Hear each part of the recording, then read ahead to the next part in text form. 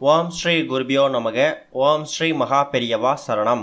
September 7ஆம் தேதி சனிக்கிழமை விநாயகர் சதுர்த்தி. இந்த ஒரு பொடியை ஒரு டம்ளர் பாலில் கலந்து விநாயகர் முடி வச்சு உங்களுக்கு என்ன வேணுமோ அதை அப்படியே கேளுங்க. பணம் மலை போல குவியும். அது என்ன பரிகாரம் அப்படிங்கிறத தெரிஞ்சுப்போம். அதுக்கு முன்னாடி நம்மளோட வீடியோஸை இப்போ தான் நீங்கள் ஃபஸ்ட் டைம் பார்க்குறீங்க அப்படின்னா மறக்காமல் சப்ஸ்கிரைப் பண்ணிக்கோங்க. தொடர்ந்து இது மாதிரி அப்டேட் தெரிஞ்சுக்கிறதுக்கு பக்கத்தில் இருக்கக்கூடிய நோட்டிஃபிகேஷன் பெல்லையும் கிளிக் பண்ணிக்கோங்க. இப்போ என்ன பொடியை பாலில் கலந்து விநாயகருக்கு நைவேத்தியமாக படைக்கணும் அப்படிங்கிற பற்றி தெளிவாக தெரிஞ்சுக்கலாம்.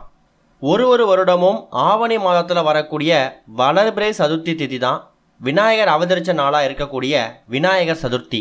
பொதுவாக விநாயகருக்கு தேய்பிரை சதுர்த்தி தான் விசேஷம். அதுதான் ஒரு மாதமும் வரக்கூடிய சங்கடகர சதுர்த்தி. ஆனால் ஒரு மாதத்தில் மட்டும்தான் வளர்பிறை சதுர்த்தியை ரொம்ப விசேஷமாக கொண்டாடுவோம். அதுதான் ஆவணி மாதத்தில் வரக்கூடிய வளர்பிறை சதுர்த்தி திதி விநாயகர் சதுர்த்தி. விநாயகர் அவதரித்த நாளாக இருக்கக்கூடிய அன்றைய தினம் நாம் விநாயகருக்கு செய்யக்கூடிய எந்த விஷயங்களாக இருந்தாலும் அது நமக்கு பல மடங்கு பலன்களை ஏற்படுத்தும் அப்படிங்கிறது ஒரு பெரிய நம்பிக்கை.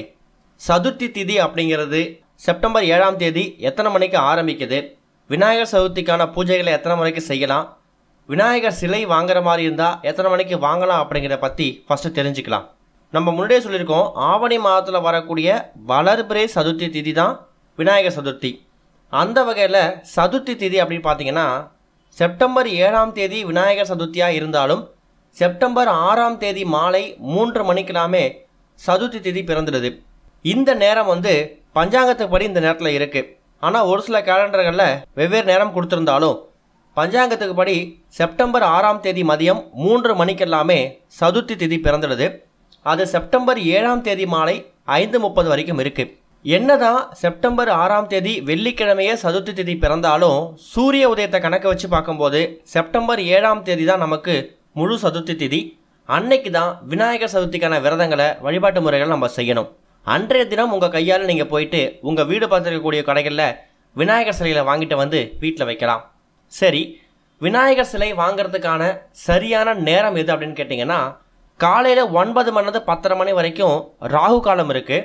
மதியம் 1:30 மணிலேருந்து 3 மணி வரைக்கும் யமகண்டம் இருக்குது.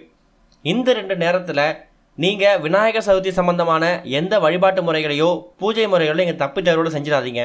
சரி, அப்போ விநாயகர் சிலை வாங்கிறதுக்கான சரியான நேரம் எது அப்படின்னு கேட்டிங்கன்னா செப்டம்பர் 7ஆம் தேதி காலை 7:35 மணிலேருந்து 8:45 மணி வரைக்கும் இடைப்பட்ட இந்த 1 மணி நேரத்தில் நீங்கள் விநாயகர் சிலையை வாங்கிட்டு வந்து வீட்டோட பூஜையில் வச்சுடுங்க.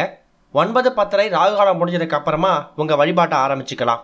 ஒருவேளை 7:35 மணிலேருந்து 8:45 மணி வரைக்கும் இருக்கக்கூடிய இந்த 1 மணி நேரத்தில் உங்களால் விநாயகரை வாங்க முடியலன்னா 9 மணிலேருந்து 10:30 மணி வரைக்கும் ராகு காலம். அந்த 1.5 மணி நேரம் கொஞ்சம் அமைதியாக இருங்க, வெயிட் பண்ணுங்கள்.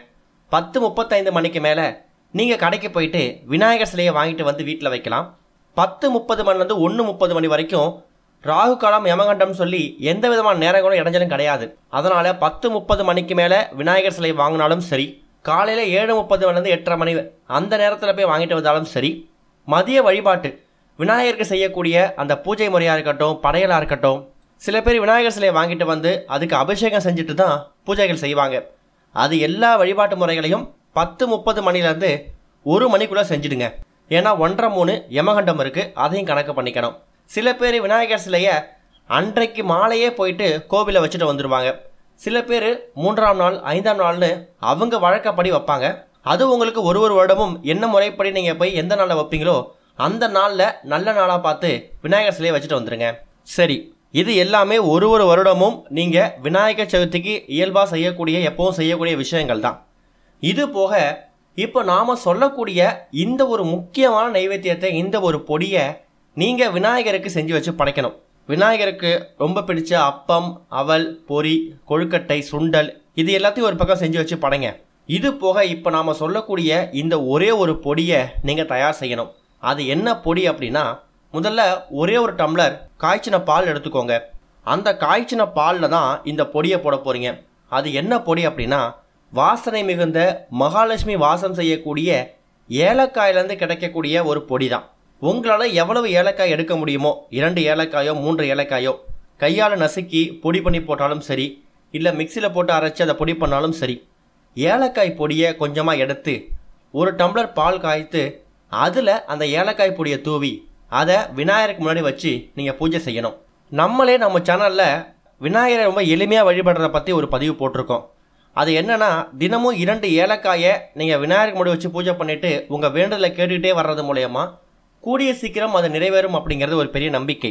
அப்பேற்பட்ட சக்தி, ஒரு மகத்துவம் இந்த ஏலக்காய்க்கு இருக்குது. அந்த ஏலக்காயை கொஞ்சமாக பொடி பண்ணி காய்ச்சின பாலில் ஒரே 1 ஸ்பூன் இல்லை ஒரு 1/2 ஸ்பூன் கலந்து விநாயகருக்கு முன்னாடி நைவேத்தியமாக வச்சு படைச்சிட்டு அந்த நேரத்தில் உங்களுக்கு என்ன தேவைப்படுதோ அதை மனசார கேளுங்க. இப்போ இருக்கக்கூடிய காலகட்டத்தில் நமக்கு இருக்கக்கூடிய முக்கியமான பிரச்சனை என்ன?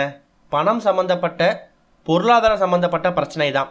அந்த பிரச்சனையெல்லாம் ஒரு முடிவுக்கு வரணும் அப்படிங்கிற மாதிரி விநாயகர் பெருமானை கையெடுத்து கும்பிட்டு வணங்குங்க. அந்த நேரத்தில் விநாயகரோட மந்திரம் என்ன தெரியுமோ அதை வாய்விட்டு சொல்லலாம். விநாயகர் அகவல் படிக்கலாம். அதுவும் முடியலையா, ஓம் கம் கணபதியே நமக இந்த மந்திரத்தை ஒரு 108 முறை சொல்லுங்கள். அதுவே போதும். அதே மாதிரி விநாயகருக்கு இந்த 21 அப்படிங்கிற நம்பர், அந்த எண் ரொம்ப முக்கியமானது. அதனால் 21 எண்ணிக்கையில் மலர்கள், 21 எண்ணிக்கையில் இலைகள், 21 எண்ணிக்கையில் என்னென்ன வழிபாடு செய்ய முடியுமோ அதை செய்யறதுக்கு ஏதாவது ஒன்று முடிஞ்சால் 21 மலர்களையோ இல்லை 21 வகையான இலைகளையோ நீங்கள் விநாயகர் பெருமானுக்கு படையில் வச்சு படைக்கலாம்.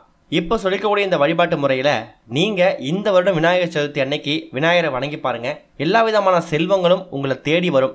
வாழ்க்கையில் சந்தோஷம் மட்டும்தான் இருக்கும். இது வரைக்கும் வாழ்க்கையில் தோல்வியை மட்டும்தான் சந்தித்து வந்துட்டு இருக்கீங்க. வாழ்க்கையில் ஏறுமுகத்தையே பார்த்ததில் இறங்குமுகமாக தான் இருக்குது அப்படின்னு நினைக்கிறவங்களுக்கு இந்த ஒரு விநாயகர் சதுர்த்தி ரொம்பவே கை கொடுக்கும். கட்டாயம் அன்றைய தினம் நீங்கள் வீடு பார்த்துருக்கக்கூடிய கோவிலுக்கு போயிட்டு விநாயகரை நமஸ்காரம் பண்ணிவிட்டு வழிபாடு செஞ்சுட்டு வரணும்.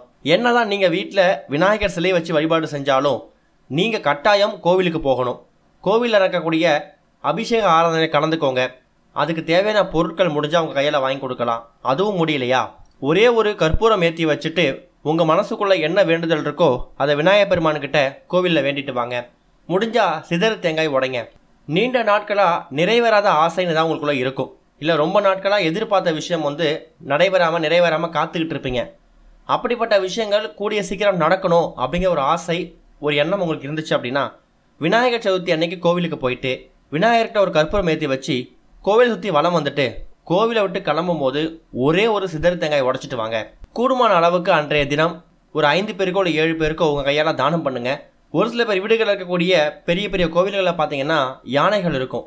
அந்த யானைக்கு உங்களால் என்ன முடியுதோ, பழங்கள், நாட்டு சர்க்கரை, கட்டி வெல்லம், கரும்பு, இது மாதிரி உங்கள் கையில் என்ன கிடைக்குதோ அதை அங்கே இருக்கக்கூடிய யானைக்கு உங்கள் கையில் வாங்கி கொடுங்க. அதுவும் விநாயகரோட உருவமாக இருக்கக்கூடிய யானைக்கு விநாயகர் சதுர்த்தி அன்னைக்கு வாங்கி கொடுக்கறது ரொம்ப ரொம்ப விசேஷம். சில பேர் யானைக்கு அன்றைய தினம் வஸ்திர தானம் பண்ணுவாங்க. அதாவது யானைக்கு மேலே போற்றக்கூடிய அளவுக்கு துண்டோ வேஷ்டியோ, இல்லை அந்த யானையை பராமரிக்கக்கூடியவங்களுக்கு உங்கள் கையால் ஏதாவது நீங்கள் தானம் பண்ணுறது மூலயமாவும் விநாயகரோட அருள் உங்களுக்கு பரிபூர்ணமாக கிடைக்கும். இப்போ சொல்லிக்கூடிய இந்த வழிபாட்டு முறைகளில் ஏதாவது ஒரு முறையை ஃபாலோ பண்ணுங்கள். அதுவும் குறிப்பாக அந்த 1 டம்ளர் பாலில் அந்த ஏலக்காய் பொடியை கலந்து மறக்காமல் விநாயகருக்கு பிரசாதமாக வச்சு படைங்க. கூடிய சீக்கிரம் நீங்கள் நினைக்கக்கூடிய காரியம் உங்களுக்கு நடக்கும். ஓம் ஸ்ரீ குருபியோ நமக. ஓம் ஸ்ரீ மகா பெரியவா சரணம்.